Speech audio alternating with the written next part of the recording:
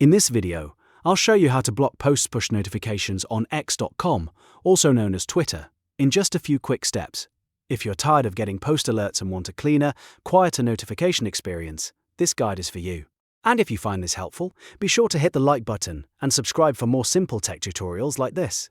Let's get right into it. First, open X.com and make sure you're signed into your account. Once you're on the homepage, look at the left navigation bar and click on More. This will open up additional account options and settings. From there, click Settings and Privacy.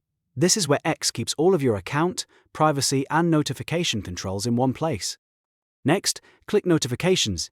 Inside the Notifications section, you'll see different options for how X can contact you and what kinds of alerts you receive. Now click Preferences. This is the area where you can fine-tune the type of notifications you want on your account.